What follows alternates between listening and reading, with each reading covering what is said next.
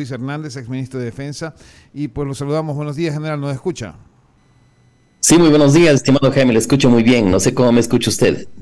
Perfecto, así Fuerte y que claro. podemos empezar la entrevista, y la verdad es que hoy en día hay un tema polémico en la ciudadanía sobre el tema de porte de armas, y la verdad es que llega un momento, general, en que uno que ha vivido algo en esta vida dice, bueno, pero hace 11, 12 años atrás la gente podía portar armas y se manejaba de esa forma. Obviamente habían los permisos y había una evaluación previa, aunque algunos decían que esos permisos eran manejados de una forma ilícita. Sin embargo, se portaba armas y había una especie de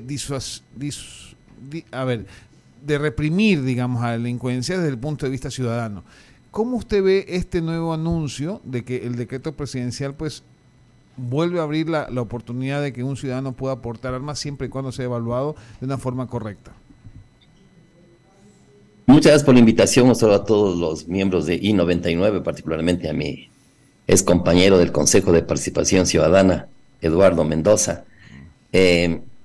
Realmente es un tema de debate profundo, responsable, tratando de ir a los detalles inclusive sobre este tema, porque es un tema que significa la seguridad y que significa posiblemente mayores problemas o menores problemas. Eso es lo que tenemos que nosotros debatir, y para eso la democracia, y qué bueno que los medios de comunicación justamente son el instrumento adecuado para eso.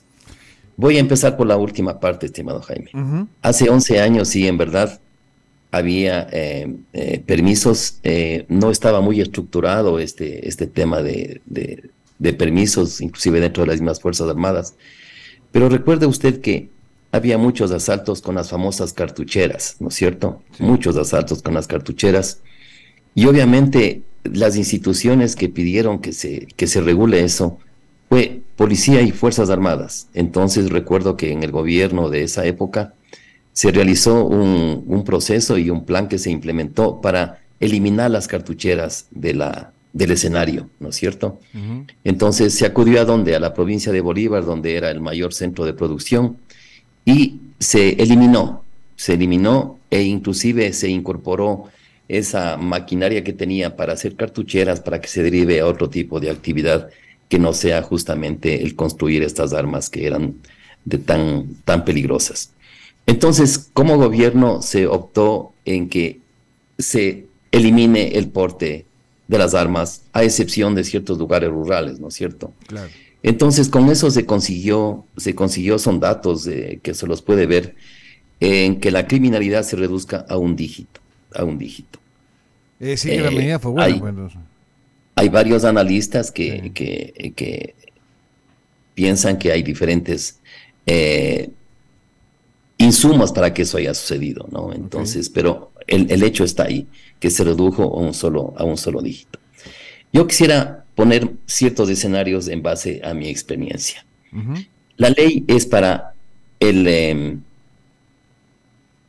porte, el uso y también para tener las armas, por ejemplo, en una casa, ¿no es cierto? Usted tiene las armas en una casa. Si hasta usted le asaltan, si es que se produce una mayor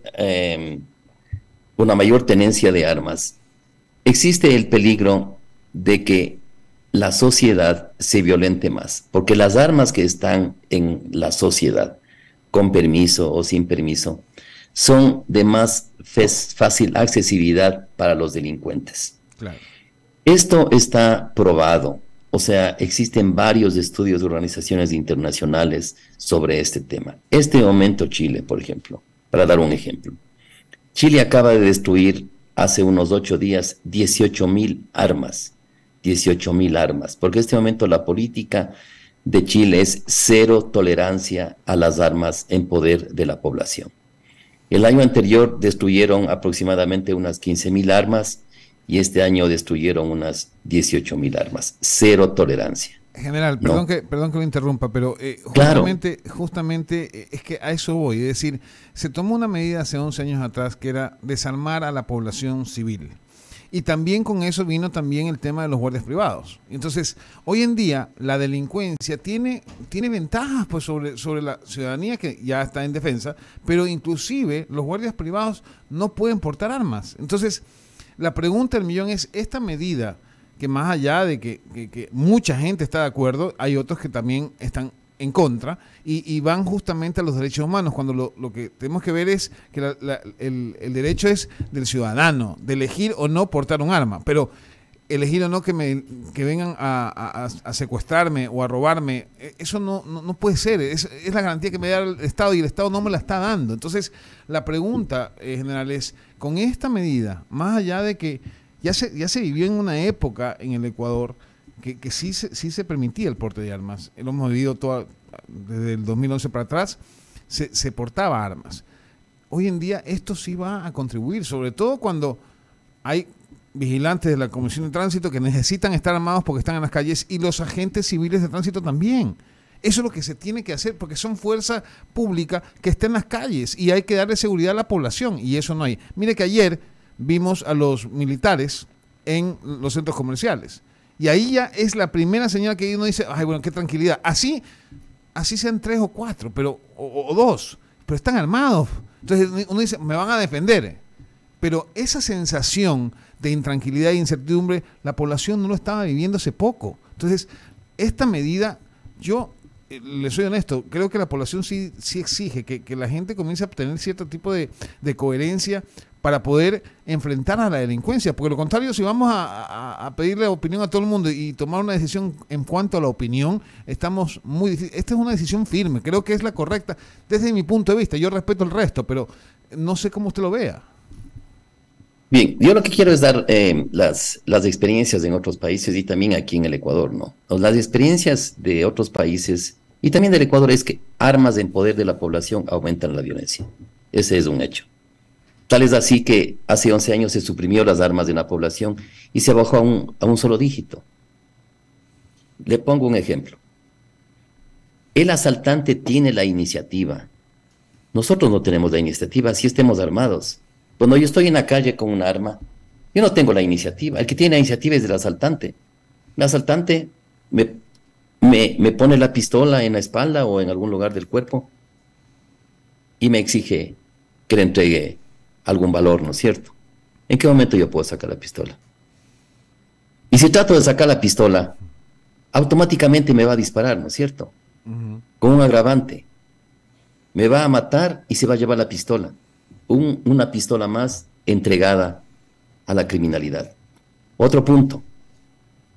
Los que van a importar las pistolas, ¿no es cierto? Los que van a importar las pistolas, ¿qué tipo de seguridad van a tener para que no les roben las pistolas? Usted ve que de la Policía Nacional desaparecieron 90 pistolas. Pero las 90 pistolas de este momento, los responsables están sometidos a procesos administrativos. Están sometidos a procesos administrativos. Pero en cambio, el dueño de una importadora de armas se pierde en 2.000 pistolas porque le robaron. ¿Qué es lo máximo que él tiene que hacer? General, pero ir a prestar en la fiscalía una denuncia. Pero hoy en día eso también pasa, pues, o sea... Ya, pero va a pasar más, No creo que sea por la ley, o sea, soy honesto, o sea, o por el decreto, digamos, no creo que por eso va, porque no se está diciendo que hay una libre importación de armas, lo que está diciéndose es que hay un porte de armas controlado y regulado, es lo que dice el decreto, y para eso existe una evaluación para la persona o ciudadanos que van a ir a portar un arma. Pero yo le digo una cosa, ¿usted no está de acuerdo que los guardias privados, que los agentes de tránsito tengan armas para defender a la población? Le pregunto. Sí, ahí sí yo estoy de acuerdo, por supuesto, porque es un grupo que se puede controlar y tiene que actuar en forma coordinada con la policía. Correcto. Entonces, por ejemplo, si es que yo soy el comandante de la UPC del barrio Centenario, se me ocurre, ¿no es cierto? Yo tengo que tener un registro de todos los guardias de seguridad que se encuentran en esa zona y coordinar con ellos cualquier acción. Esto en este momento no existe. Lo que yo creo es que el Estado no está haciendo suficiente de su parte para solucionar el problema de la criminalidad. Cuando digo el Estado, estoy hablando de la Asamblea Nacional Constituyente, perdón, de la Asamblea Nacional, estoy hablando del Poder Judicial y estoy hablando del Poder Ejecutivo. Mire, este momento nosotros en el Ecuador tenemos 60.000 policías. 60.000 policías. Eso es un número adecuado y le voy a decir por qué. Brasil tiene una población 10 veces más grande que el Ecuador, un poco más, 10 veces. Y tiene 400.000 policías. Quiere decir que, de acuerdo a las cifras proporcional con el Ecuador, el Brasil debería tener 600.000 policías. Colombia tiene 130.000 policías y tiene una población 3 veces más que el Ecuador. O sea que Colombia debería tener 180.000 policías. Entonces nosotros no estamos perfectos, pero estamos en la dirección correcta de tener una buena cantidad de policías. Está haciendo la policía, se está organizando la policía, está desplegada la policía de una forma adecuada. Eso es lo que no sabemos. Pero su experiencia nos dice que, o al menos lo ha manifestado en estos momentos, que no es suficiente lo que está haciendo el Ejecutivo, ni el Legislativo, ni tampoco el Judicial. Por lo tanto, ¿qué hacer entonces en estos momentos? Porque si no armamos a la población, tampoco armamos a nadie y criticamos todo lo que hace el Ejecutivo, ¿qué hacemos? Mira, no es una crítica, lo que yo estoy indicando es que no se hacen las cosas de forma suficiente. Por ejemplo, las cámaras del ECU 911 son cámaras que se conoce que ya están desactualizadas. Son cámaras de hace 10 años. Si usted cambia el celular, la tecnología cambia 2 años. Entonces hay acciones que todavía puede hacer el Estado. ¿Por qué no se coordina con los gobiernos locales y se aumenta la cantidad de cámaras? Entonces todavía hay acciones que puede hacer el Estado. Antes de pasar a esta acción, yo no digo que no se arme a las guardias privadas, que no se arme yo estoy de acuerdo con eso, de una forma coordinada. Pero lo que estoy indicando es que esta acción va a traer más violencia, de acuerdo a las experiencias de varios países y no solamente de acuerdo a mi análisis. No es mi opinión, es una opinión de varios entes en el mundo que afirman que más armas en la población trae más violencia. Y si es que la gente sabe que ese va a ser el escenario, ok, tendrán que tomar su decisión y la gente sabrá lo que tiene que hacer. Antes, por ejemplo, cuando a usted le roban una casa, ¿no es cierto? Se entran a la casa, ¿qué le roban? La computadora, las joyas. Ahora van a buscar las armas que usted tiene ahí. ¿Y esas armas dónde van? A la delincuencia. Ok, general, le voy a dar paso a mi compañero Enrique San Martín, que tiene más preguntas para usted. Gracias, Jaime. General, ¿cómo está? Buenos días.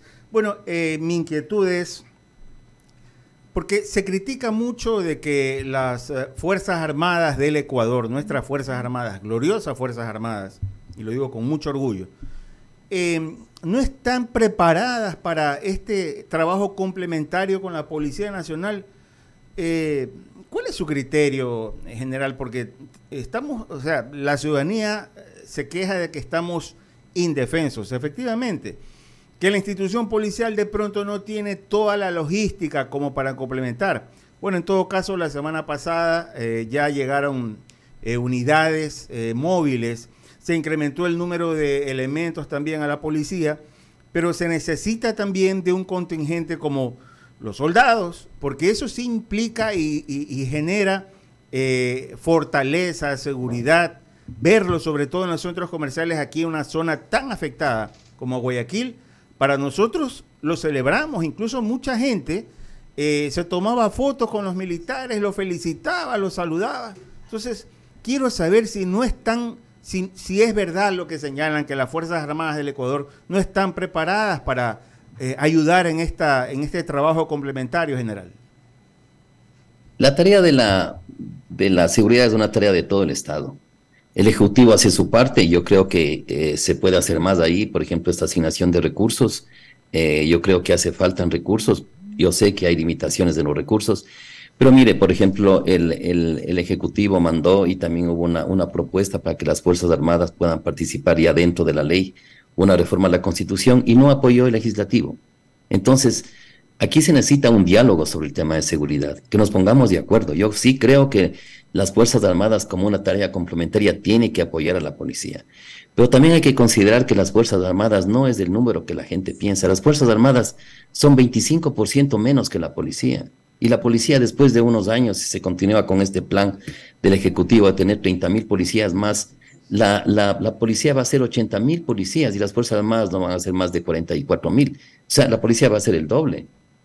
Entonces, cuando se piensa que las Fuerzas Armadas tienen suficientes efectivos, realmente ahí le doy las cifras. Entonces, lo que se necesita es realmente, yo creo, un mayor control político de las fuerzas de seguridad. Saber qué cantidad tenemos nosotros en la frontera de las Fuerzas Armadas.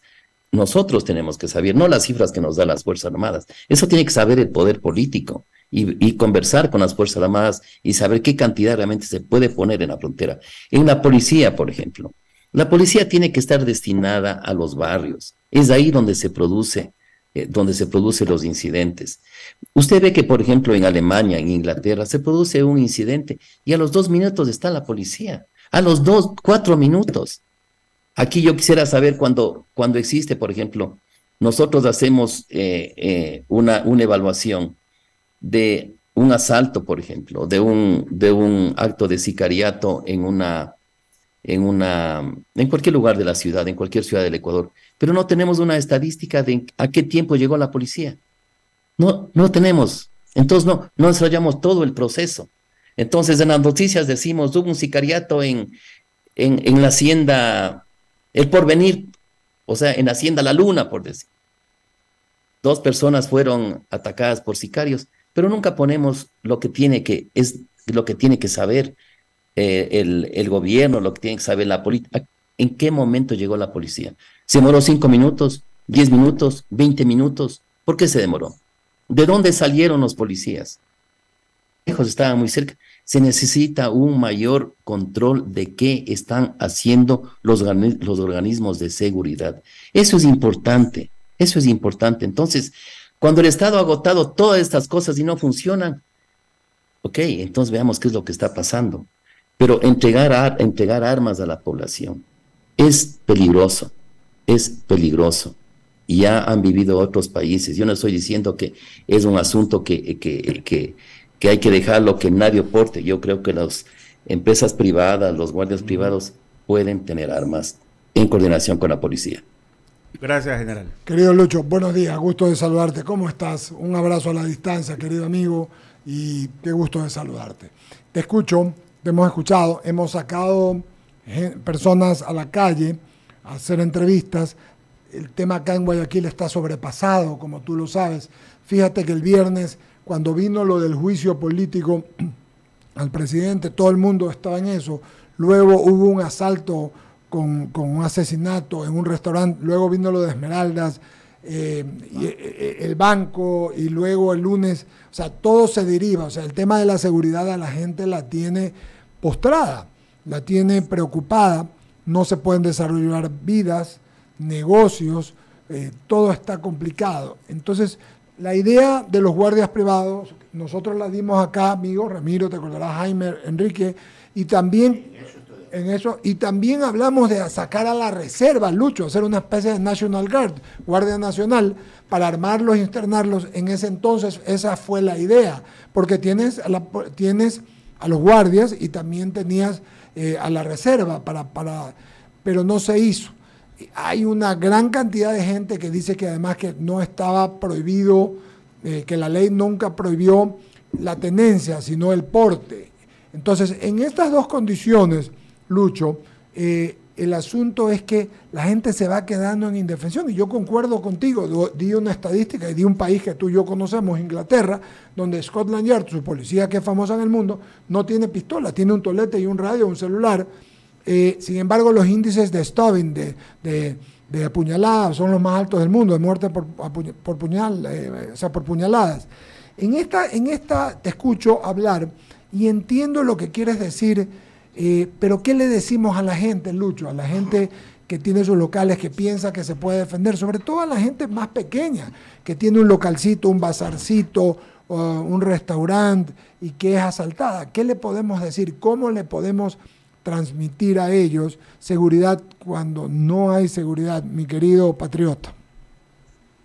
Mi querido Eduardo, un gusto saludarte. Realmente siempre recuerdo nuestras participaciones en el Consejo y tus intervenciones siempre llenas de sensatez y patriotas para sacar adelante un país que era lo que queríamos nosotros y con toda la buena fe.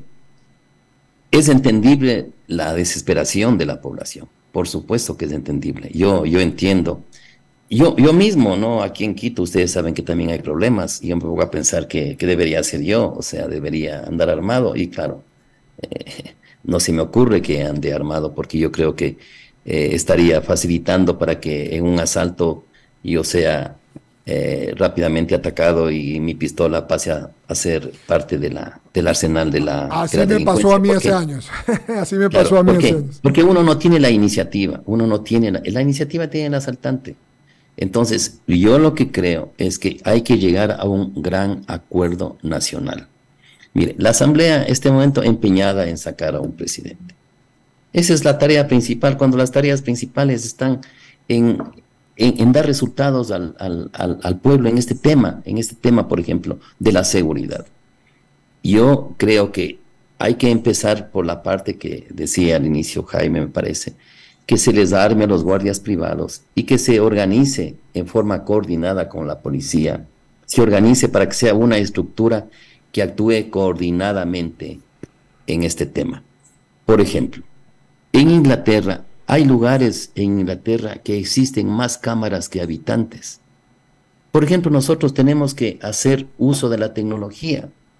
La tecnología tiene que ser el Estado, por supuesto, el gobierno local, que sean los que lleven esta tarea. La tecnología tiene que ayudarnos. Yo me pregunto, ¿hemos hecho suficiente uso de la tecnología para prevenir justamente la delincuencia?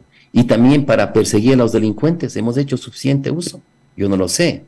Entonces yo creo que el Estado, porque al final el Estado es el único responsable de la seguridad, no se puede entregar en manos de los ciudadanos, porque quiere decir que el Estado realmente no puede. Al Estado hay que ayudarle, por supuesto que hay que ayudarle, pero dejar que la población se defienda por sí sola. Y lo que es más, facilitando a que esas armas puedan caer en manos de la delincuencia, yo creo que nos estamos metiendo en situaciones mucho más peligrosas de las que nosotros hubiéramos querido evitar. Te dejo eso y solamente una pregunta más, mi querido Lucho Hernández.